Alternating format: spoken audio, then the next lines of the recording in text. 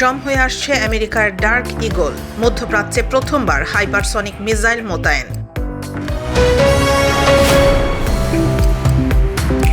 Putin ট্রাম্পের ১.৫ ঘণ্টার রুদ্ধদ্বার বৈঠক, ইরান নিয়ে আমেরিকাকে কড়া হুঁশিয়ারি রাশিয়ার।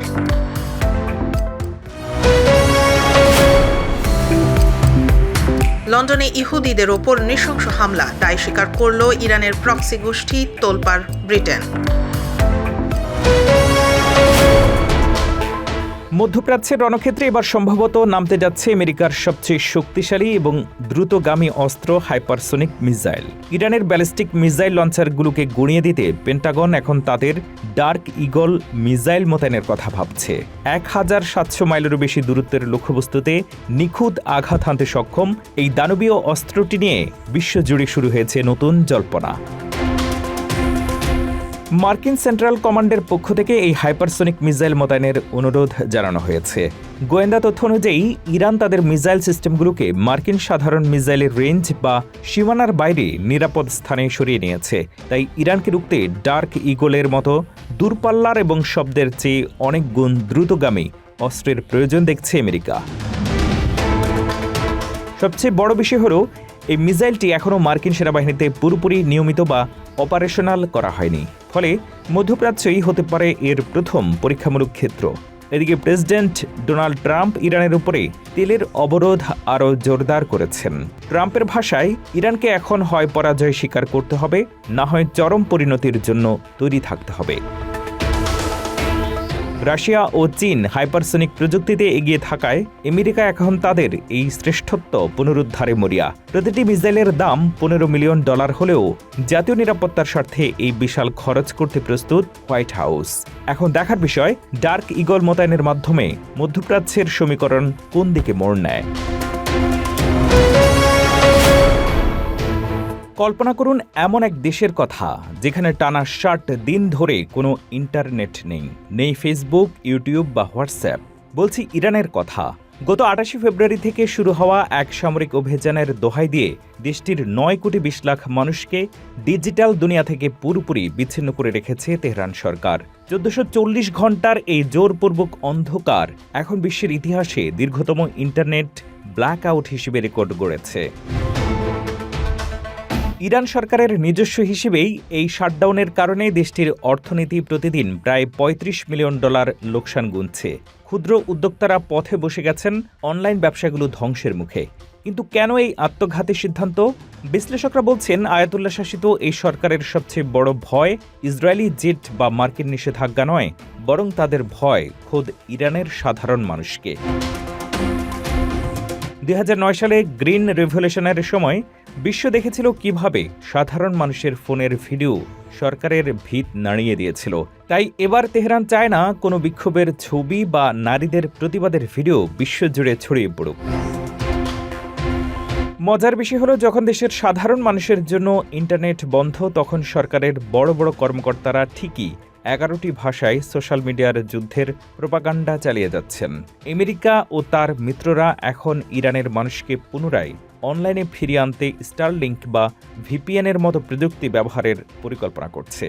কারণ ইরান সরকার নিজেই বুঝিয়ে দিয়েছে তাদের আসল দুর্বলতা হলো তাদের নিজস্ব জনগণ। দীর্ঘ ১.৫ ঘণ্টারও বেশি সময় ধরে ফোনে কথা বললেন বিশ্বের ২ ক্ষমতাধর নেতা, রাশিয়ার প্রেসিডেন্ট ভ্লাদিমির পুতিন এবং মার্কিন প্রেসিডেন্ট ডোনাল্ড ট্রাম্প। ক্রেমলিনের পক্ষ থেকে জানানো হয়েছে মস্কোর উদ্যোগেই এই ফোন আলাপ অনুষ্ঠিত হয়, যেখানে ইউক্রেন সংঘাতের পাশাপাশি মধ্যপ্রাচ্য এবং ইরান যুদ্ধ পরিস্থিতি বিশেষ গুরুত্ব পেয়েছে। ফোন আলাপে পুতিন ইরানের সঙ্গে যুদ্ধবিরতি বাড়ানোর ট্রাম্পের সিদ্ধান্তকে স্বাগত জানালেও একটি কড়া হুঁশিয়ারি দিয়েছেন। পুতিন স্পষ্ট করে বলেন, যুক্তরাষ্ট্র বা ইসরায়েল যদি ইরানে পুনরায় সামরিক পদক্ষেপ নেয় তবে তার পরিণতি হবে অপরিহার্য ও ভয়াবহ। এই সংঘাত কেবল মধ্যপ্রাচ্য নয়, বরং পুরো আন্তর্জাতিক সম্প্রদায়ের জন্য অপূরণীয় ক্ষতি বয়ে আনবে বলে তিনি সতর্ক করেন। ইউক্রেন যুদ্ধ নিয়ে আলোচনার সময় পুতিন দাবি করেন যুদ্ধক্ষেত্রে রুশ সেনারা কৌশলগতভাবে এগিয়ে আছে। তবে একটি বড় খবর হলো আগামী 9 মে রাশিয়ার ভিক্টরি ডে বা বিজয় দিবস উপলক্ষে সাময়িক যুদ্ধবিরতি ঘোষণা করতে রাজি হয়েছেন পুতিন। ট্রাম্পও এই উদ্যোগকে সক্রিয়ভাবে সমর্থন করেছেন। উল্লেখ্য যে ইউক্রেনের হামলার আশঙ্কায় এবারের বিজয় দিবসের কুচকাওয়াজ কিছুটা সীমিত আকারে করার পরিকল্পনা করেছে ক্রেমলিন। দুই নেতার এই আলোচনার প্রভাব পড়েছে বিশ্ববাজারেও। মধ্যপ্রাচ্যে অস্থিরতা এবং ট্রাম্পের বক্তব্যের জেরে তেলের দাম ইতোমধ্যেই 5% বৃদ্ধি পেয়ে $125 ছাড়িয়েছে, যা বিশ্ব অর্থনীতির জন্য নতুন উদ্বেগের কারণ হয়ে দাঁড়িয়েছে। ট্রাম্প ও পুতিন উভয়ই জেলেনস্কি সরকারের আচরণের সমালোচনা করেছেন এবং এই সংঘাত দীর্ঘায়িত করার জন্য ইউরোপীয় দেশগুলোর উস্কানিকে দায়ী করেছেন। এখন দেখার বিষয় এই ফোনালাপের মাধ্যমে বিশ্ব রাজনীতিতে শান্তির নতুন কোনো পথ তৈরি হয় কিনা।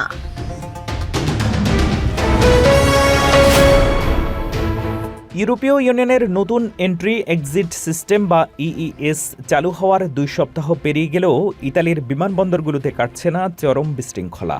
বিশেষ করে ইতালিতে বৈধভাবে বসবাসরত বিদেশি নাগরিকরা পড়ছেন বিপাকে।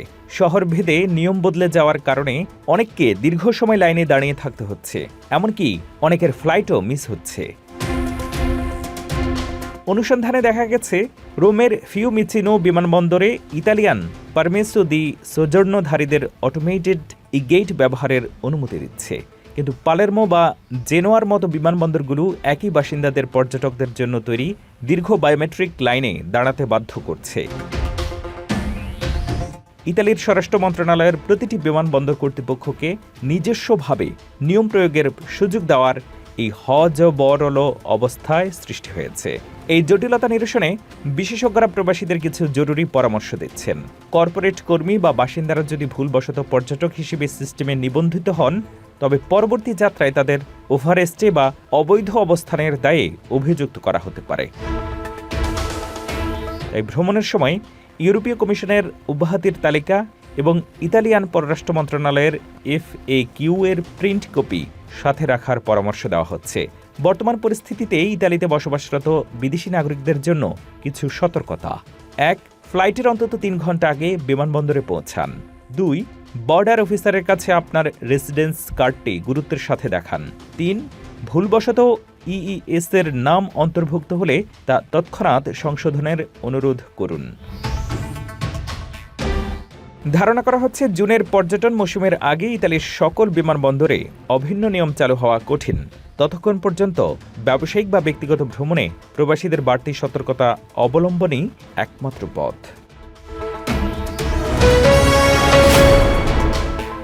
লন্ডনের ইহুদি অধ্যুষিত এলাকা গোল্ডার্স গ্রিনে এক ভয়াবহ সন্ত্রাসী হামলায় 2 ইহুদি ব্যক্তি গুরুতর আহত হয়েছেন। বুধবার জনাকীর্ণ রাস্তায় ছুরি নিয়ে এক ব্যক্তি অতর্কিত হামলা চালালে এই পরিস্থিতির সৃষ্টি হয়। ব্রিটিশ কাউন্টার টেরোরিজম পুলিশ এই ঘটনাকে সন্ত্রাসী হামলা হিসেবে ঘোষণা করেছে। সামাজিক যোগাযোগ মাধ্যমে ছড়িয়ে পড়া ভিডিওতে দেখা যায় 45 বছর বয়সী এক ব্যক্তি বাস স্টপে দাঁড়িয়ে থাকা এক বৃদ্ধ এবং পরে অর্থোডক্স ইহুদি পোশাক পরা এক যুবককে ছুরিকাঘাত করার চেষ্টা করছে। পরিস্থিতি নিয়ন্ত্রণে আনতে পুলিশ টেজারের সাহায্য নেয় এবং ধস্তাধস্তির এক পর্যায়ে তাকে গ্রেফতার করে। বীরত্বপূর্ণ ভূমিকার জন্য পুলিশ অফিসার এবং স্থানীয় ইহুদি ভলান্টিয়ার গ্রুপ সমরিম এর প্রশংসা করেছেন প্রধানমন্ত্রী কিয়ার স্টারমার। ইরানি বিপ্লবী গার্ড বাহিনীর প্রক্সি হিসেবে পরিচিত গোষ্ঠী আজহাব আল ইয়ামিন এই হামলার দায় স্বীকার করেছে। তাদের দাবি ইসরায়েলের নতুন একটি আইনের প্রতিবাদে এই হামলা চালানো হয়েছে। গোষ্ঠীটি হুঁশিয়ারি দিয়ে বলেছে তাদের দাবি পূরণ না হলে রাস্তায় রাস্তায় এমন হামলা অব্যাহত থাকবে।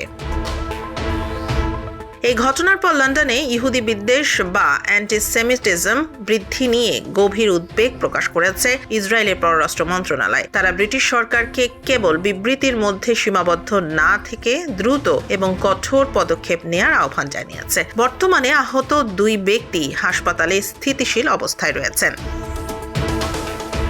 গাজা যুদ্ধের প্রেক্ষাপটে যুক্তরাজ্যে ইহুদি বিদ্বেষী হামলার হার আশঙ্কাজনকভাবে বৃদ্ধি পাওয়ায় এখন সর্বোচ্চ সতর্কতায় রয়েছে ব্রিটিশ নিরাপত্তা বাহিনী।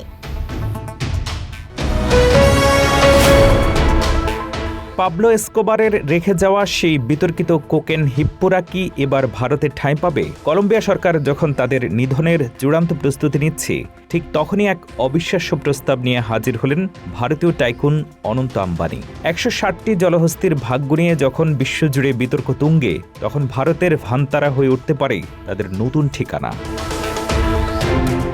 80-এর দশকে কলম্বিয়ার ড্রাগ সম্রাট পাবলো এসকোবার তার ব্যক্তিগত চিড়িয়াখানার জন্য আফ্রিকার এই জলহস্তিগুলো নিয়ে এসেছিলেন।